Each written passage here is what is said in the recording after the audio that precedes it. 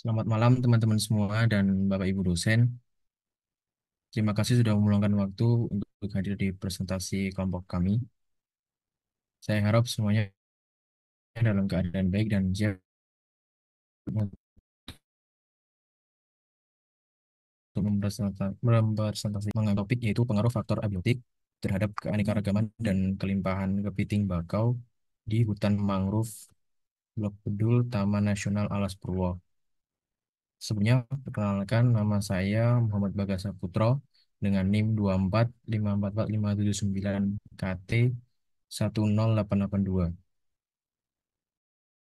Perkenalkan, saya Nabila Fersana Diva dengan NIM 245435552 KT 10843.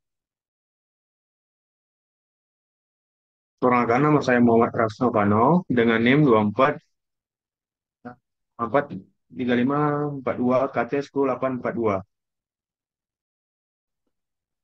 Perkenalkan, nama saya Floranisa Nirmala Aulia Huda dengan NIM 245379978 KT 10700. Perkenalkan, nama saya Farel Narendra Akbar dengan NIM 24545395 KT 10911.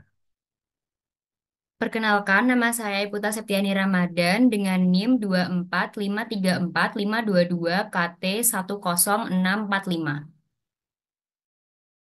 Perkenalkan, nama saya Ibnu Rizky Halalah dengan NIM 245444594 KT 10884.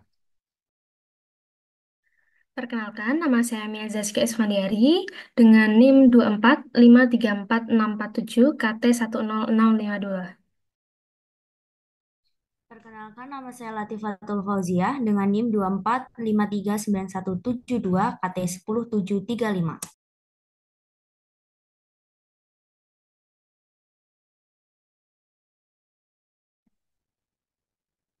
Baik, untuk faktor abiotik yang diukur pada jurnal kali ini meliputi 4 hal yaitu suhu, pH, salinitas, pasang surut, dan juga substrat. Pada salinitas kepiting bakau sangat sensitif terhadap perubahan kadar garam dalam air.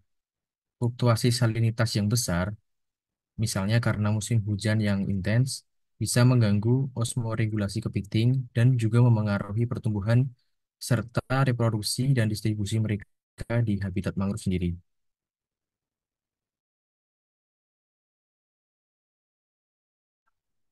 Baik, yang kedua adalah suhu dan air, di mana suhu yang ekstrim, baik itu terlalu panas ataupun terlalu dingin, dapat memengaruhi metabolisme dari kepiting bakau. Suhu yang tidak sesuai juga bisa menghambat aktivitas mencari makan dan memperlambat pertumbuhan mereka.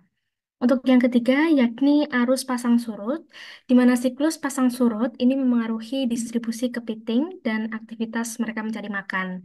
Gangguan dalam pola pasang surut karena perubahan iklim atau faktor lainnya yang bisa memengaruhi perilaku kepiting dalam mengakses makanan dan juga tempat berlindung.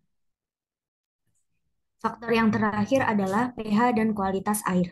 Perubahan pH air yang signifikan dapat memengaruhi metabolisme kepiting dan organisme mangrove lainnya.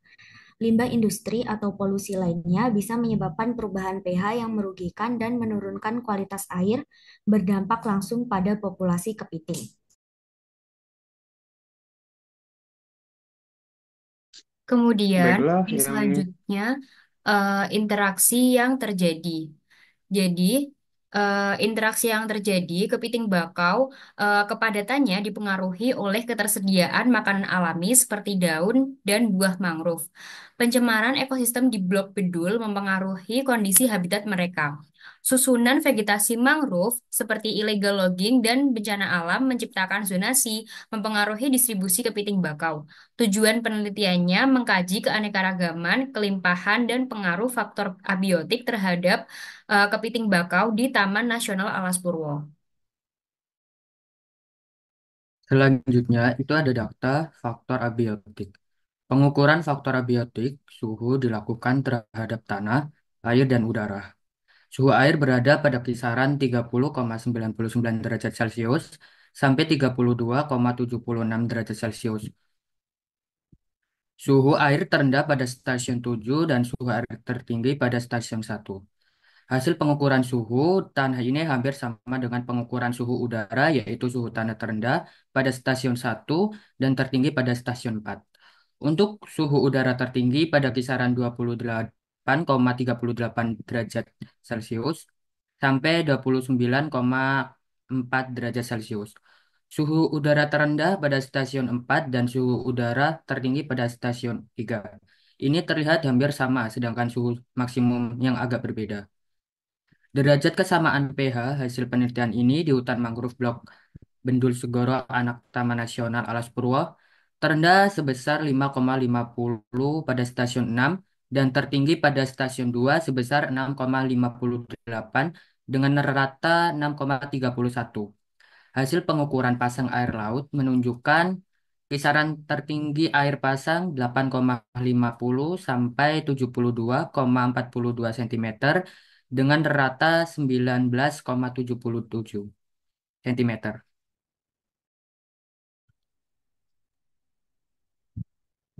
Yang ketiga ada dampak yang ditimbulkan dari faktor abiotik pada kepiting bakau di hutan mangrove Blok Bendul Taman Nasional Alas Purwo menunjukkan bahwa faktor abiotik tidak memberikan pengaruh yang signifikan terhadap keanekaragaman kepiting bakau. Pengaruh faktor abiotik yang berpengaruh meningkatnya suhu menyebabkan meningkatnya metabolisme dari kepiting bakau tersebut. Eh, Contohnya suhu tinggi meningkatkan metabolisme. Jadi ketika suhu tinggi akan menyebabkan penguapan tinggi, sehingga dapat menyebabkan substrat tanah menjadi kering. Kemudian kepiting bakau akan sulit melangsungkan perkawinan dan melakukan pergantian kulit. Maka kepiting bakau akan banyak mengalami kematian.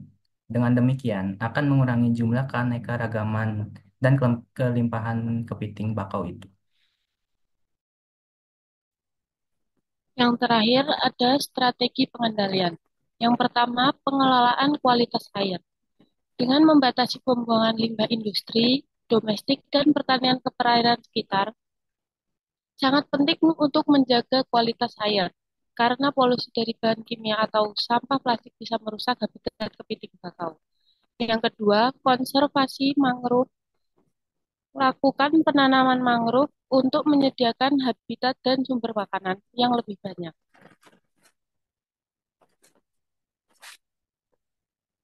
Yang ketiga adalah edukasi dan perlibatan masyarakat. Dengan meningkatkan kesadaran masyarakat lokal tentang pentingnya kepiting bakau dan hutan mangrove melalui program edukasi, diharapkan dapat mengurangi aktivitas destruktif dan meningkatkan partisipasi masyarakat dalam menjaga ekosistem. Selain itu, hutan mangrove tidak hanya berfungsi sebagai penopang ekosistem, tetapi juga sebagai sumber ekonomi yang berkelanjutan melalui ekowisata pesisir.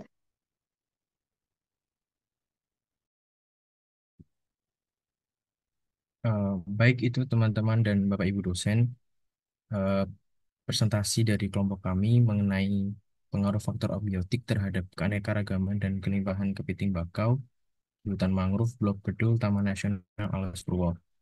Saya harap teman-teman semua dan Bapak Ibu dosen dapat memuat informasi yang kami berikan. Semoga apa yang kami jelaskan dapat manfaat. Terima kasih ya. Terima kasih atas perhatian dan waktu yang sudah diluangkan teman-teman semua. Jika ada pertanyaan atau hal yang ingin didiskusikan lebih lanjut, kelompok-kelompok kami sangat terbuka untuk menjelaskannya. Sekali lagi, terima kasih dan sampai jumpa di kesempatan selanjutnya.